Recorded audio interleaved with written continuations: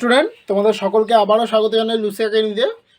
তোমরা যারা এবারে মাধ্যমিক দিচ্ছ, তোমাদের পরীক্ষা হচ্ছে 8 তারিখ, ম্যাথ পরীক্ষা। তো আজকের আমি তোমাদের কিছু প্রয়োগ সম্পর্কে বলবো। প্রথমেই যে প্রয়োগটা নিয়েছি আমি, দেখো, সেটা হচ্ছে প্রয়োগ নম্বর 10। তোমাদের বইতে এগুলো দেখবে করে দেওয়াই রয়েছে। বলছে, যুক্তি দিয়ে প্রমাণ করি যে কোনো বৃত্তের দুটি সমান জ্যা কেন্দ্র থেকে সমদূরবর্তী। এই প্রয়োগটা তোমরা করবে। প্রয়োগ নম্বর 12 কী আছে দেখো। প্রয়োগ নম্বর 12 যেটা আমি নিয়েছি সেটা হচ্ছে এবিসি সমবাহু ত্রিভুজটি একটি বৃত্তে অন্তর্লিখিত।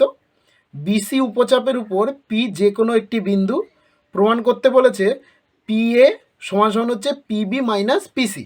এই যে প্রয়োগটা, এই প্রয়োগটা তোমাদের কিন্তু দেখবে ওই সদৃশতা বা পিথাগোরাসের উপপাদ্য ওই সব জায়গায় তোমরা এই প্রয়োগগুলো প্রত্যেকটাই পেয়ে যাবে। তোমরা এই প্রয়োগগুলো কিন্তু খুব ভালো করে করবে। প্রয়োগ নম্বর 8 দেখো কি নিয়েছি আমি। বলছে, ও কেন্দ্রীয় বৃত্তের এপি আর এ কিউ দুটি জ্যা এর মধ্যবিন্দু যথাক্রমে আর এস প্রমাণ করতে হবে। ও আর এ এবং এস এই বিন্দু চারটি হচ্ছে সমবৃত্তস্থ। এটা হচ্ছে প্রয়োগ নম্বর 8-এর যে প্রয়োগটা আমি নিয়েছি সেটা। দেখো, প্রয়োগ নম্বর 18 যেটা আমি নিয়েছি, প্রয়োগ নম্বর 18 বলেই তোমাদের বইতেও রয়েছে, দেখবে। বলছে, একটি বৃত্তস্থ চতুর্ভুজ এবিসিডি অঙ্কন করেছি। বর্ধিত এবি ও ডিসি বাহুদ্বয় পরস্পরকে পি বিন্দুতে ছেদ করলে প্রমাণ করি যে পিএ ইন্টু পিবি সমান সমান হচ্ছে পিসি ইন্টু পিডি। এই প্রয়োগগুলো প্রত্যেকটাই কিন্তু তোমাদের বইতে করে দেওয়া আছে। এগুলো যে আমি অনুশীলনী থেকে নিয়েছি তা নয়, কিন্তু প্রত্যেকটা প্রয়োগ উদাহরণের মধ্যেই আছে, দেখবে ওখানে করাও রয়েছে। আর প্রয়োগ নম্বর 24 কী আছে দেখো। 24 বলছে, একটি বৃত্ত অঙ্কন করেছি যার ব্যাস এবি এবং কেন্দ্র ও। বৃত্তের উপরিস্থিত কোনো বিন্দু পি থেকে এবি ব্যাসের উপর একটি লম্ব অঙ্কন করলাম যা এবিকে এন বিন্দুতে ছেদ করলো। প্রমাণ করি যে পিবি স্কোয়ার সমান সমান এবি ইন্টু বিএন। এই প্রয়োগটাও দেখবে। আর লাস্ট যে আরেকটা প্রয়োগ আমি নিয়েছি সেটা হচ্ছে প্রয়োগ নম্বর 9। এটা কি আছে দেখো। বলছে, এবিসিডি একটি আয়তকার চিত্র অঙ্কন করেছি। ও আয়তকার চিত্রের অভ্যন্তরে যে কোনো একটি বিন্দু হলে প্রমাণ করি যে ও এ স্কোয়ার প্লাস ওসি স্কোয়ার সমান সমান ওবি স্কোয়ার প্লাস ওডি স্কোয়ার। এই প্রয়োগ কটা আমি তোমাদের নিয়েছি। তবে আমি বলতে পারি যে 70 থেকে 80% চান্স রয়েছে এই প্রয়োগগুলো আসার। তাই এই প্রয়োগগুলো খুব ভালো করে করবে।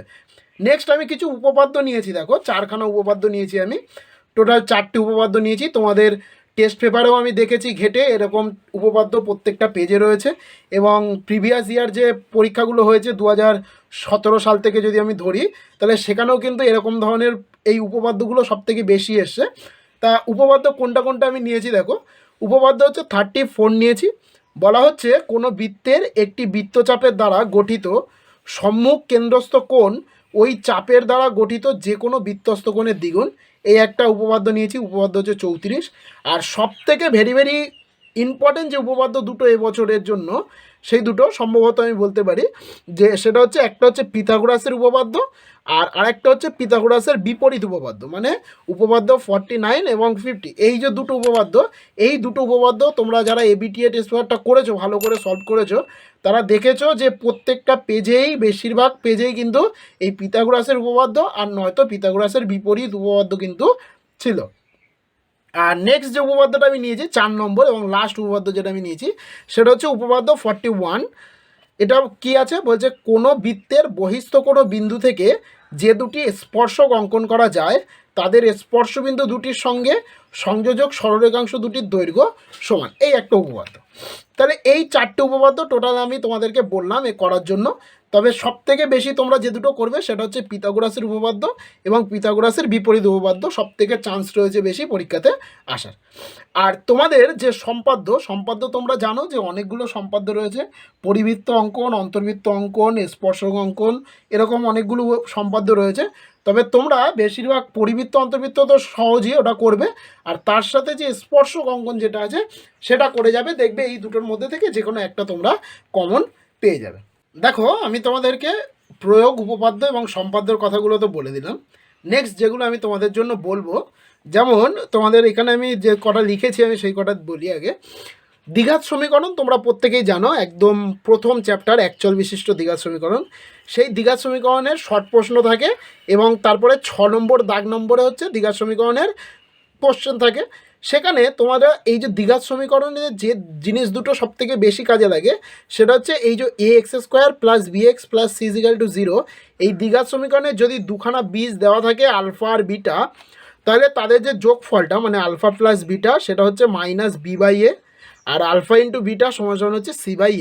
এখানে প্রত্যেকের একটা কমন ভুল হয়, সেটা কি, যদি এখানে এই বি এর এখানে বা সি এর এখানে কোথাও মাইনাস হয়ে যায়, তখন কিন্তু আমাদের এই বি এর মানটা কিন্তু সেই মাইনাস দিয়েই ধরতে হবে যখন তোমার সমীকরণটা দেবে। তবে সমীকরণের রূপ এটা মাথায় রাখবে, এবং এই দুটো মাথায় রাখবে যে যোগফলটা হচ্ছে -b/a আর গুণফলটা হচ্ছে c/a।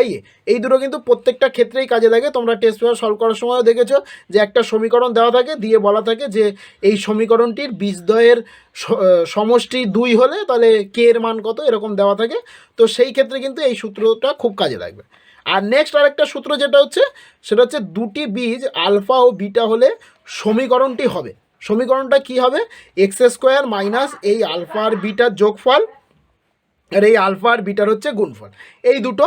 আর তার সাথে আর যে জিনিসগুলো দেখবে একচল বিশিষ্ট দ্বিঘাত সমীকরণের ক্ষেত্রে, সেটা হচ্ছে আমাদের যে সিদ্ধারাচার্য যে সূত্রটা ছিল সেখানে তোমাদের নিরূপক পেয়েছিলে b² মাইনাস 4ac। এই b² মাইনাস 4ac মানটা 0 হলে হচ্ছে বীজদ্বয় বাস্তব এবং সমান হয়, আর b² মাইনাস 4ac এর মানটা 0 থেকে যদি বড় হয় তখন বাস্তব এবং অসমান হয়। আর যদি b² মাইনাস 4ac থেকে ছোটো 0 থেকে ছোটো হয়ে যায় মানটা, তখন তার কোনো বাস্তব বীজ থাকে না। তবে এটাও এই তিনটে কনসেপ্ট কিন্তু খুব মাথায় রাখবে যে কখন বাস্তব এবং সমান হয়, কখন বাস্তব এবং অসমান হয়, এবং কখন কোনো বাস্তব বীজ থাকে না। এটা কিন্তু একচল বিশিষ্ট দ্বিঘাত সমীকরণের খুব ইম্পর্টেন্ট একটা কনসেপ্ট, এটা মাথায় রাখবে। আর নেক্সট তোমাদের আরও যেগুলো রয়েছে যেমন সরল সুদ কষা, তারপরে চক্রবৃদ্ধি সুদ ও সমহার বৃদ্ধি, আর অংশীদারি কারবার, এই তিনটের মধ্যে থেকে আমি তোমাদেরকে সবসময় বলবো সরল সুদ এবং চক্রবৃদ্ধি সুদটা করতে। দুটো চ্যাপ্টার যদি ভালো করে তুমি করে যাও তবে দেখবে যে কোনো একটা কমন প্রশ্ন পেয়েই যাবে, অসুবিধা হবে না। প্রত্যেকটা চ্যাপ্টারে তারপরে যেমন ভেদ এবং করণীর যেটা রয়েছে, ভেদ করণীর মধ্যে তুমি ভেদ অথবা করণী, দ্বিঘাত করণী, এর মধ্যে যে কোনো একটা চ্যাপ্টার খুব ভালো করে করবে মানে হচ্ছে যেন সেই চ্যাপ্টারটা থেকে যে ধরনেরই কোশ্চেন দিক না কেন যাতে তুমি সেই কোশ্চেনটার অ্যান্সারটা করতে পারো, ঠিক আছে। আর অনুপাত সমানুপাতের যেটা থাকে 8-এর দাগে, সেখানে হচ্ছে অনুপাত সমানুপাতের কোশ্চেন থাকবে। তোমাকে অনুপাত সমানুপাতের বিশেষ করে তোমরা অনুপাত সমানুপাতের যে অনুশীলনী আছে, অনুশীলনী করার আগে তার যে উদাহরণগুলো ছিল না, প্রয়োগগুলো চ্যাপ্টারের, সেই প্রয়োগগুলো ভালো করে করবে। আরও কিছু কিছু আমাদের চ্যানেলে আগে দেখবে সাজেশান দেওয়াই রয়েছে অনুপাত সমানুপাত নিয়ে, সেই সাজেশানের ভিডিওটা যদি না দেখে থাকো তাহলে অবশ্যই ভিডিও ডেসক্রিপশানে লিঙ্ক দেওয়া আছে, সেখান থেকে দেখে নেবে।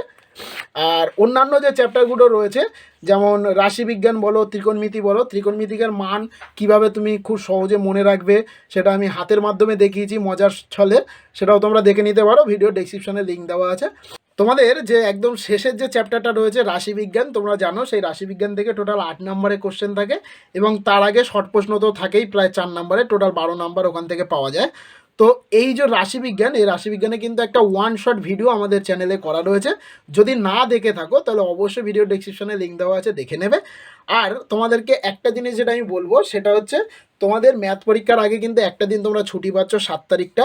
তো অবশ্যই তোমরা সেই দিনটাকে কাজে লাগাও, খুব ভালো করে পড়ো সেই দিনে খুব ভালো করে প্র্যাকটিস করো, দরকার পড়লে প্রিভিয়াস ইয়ার করো, টেস্ট পেপার করো, করে আরও ভালো করে তুমি যেটুকু করেছো এবার এটা করো না। আবার অনেকে দেখেছি পরীক্ষার আগে গিয়ে নতুন জিনিস তখন আবার স্যারেদেরকে বলে স্যার এইটা বলুন, ওইটা বলুন, এইটা কি আসতে পারে, ওটা কি আসতে পারে, ওরকম করবে না।